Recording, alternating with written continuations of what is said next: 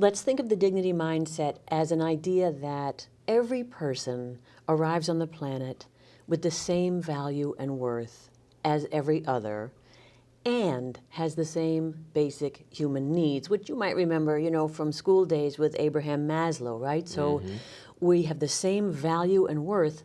Respect has to be earned through, we're talking about work, through job performance, but also the needs for safety, shelter, esteem, belongingness, and ultimately self-actualization are shared across every person on this planet, and certainly regardless of gender. And that's really very important because it's the underlying premise of the book, and the fact is that we're here to talk about gender equity and why it's stuck and how to move it. What are some of the other things that have surprised you along the way as you've sort of researched and investigated this and brought things to life further, Sue? The discovery was that there's a deeply ingrained set of beliefs around gender that show up in our society at birth.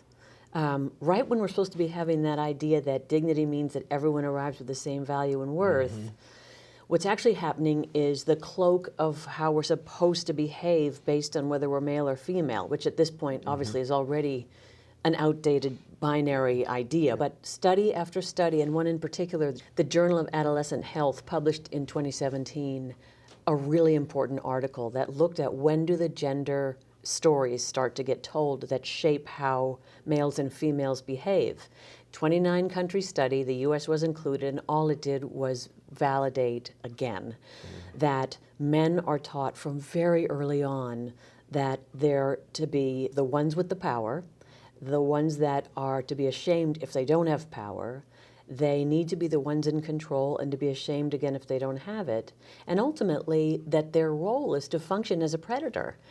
And women, therefore, are taught, you're the person who's got to cover up, who's vulnerable, who better be quiet in big spaces and don't draw attention to that whole thing. And it shows up as a baby, and it moves on through early and middle school, and then it moves on through high school. And then we know what happens in college, where 1 in 4 women today is sexually assaulted on a U.S. campus.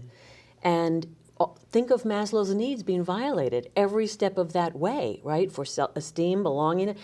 And so what we arrive at is a population going through college and arriving at our doors at work already with these headsets in themselves. And the idea is we have to undo them and bring back or introduce for the first time the idea that dignity and a belief and a commitment in your behaviors to everyone sharing the same value and worth is really what we have to be about if we're going to succeed in this organization and reap the benefits of gender balance, which are profound at this point. A lot of men were raised and taught to be the ones that slay the dragon, the ones that if I show any vulnerability or give an inch, then I'm not a man anymore. There's a lot of data, some of which I have put in this book, in advocacy for men because of the tiny box and sort of set of parameters of what life should be based on the things that you just said. And in the end,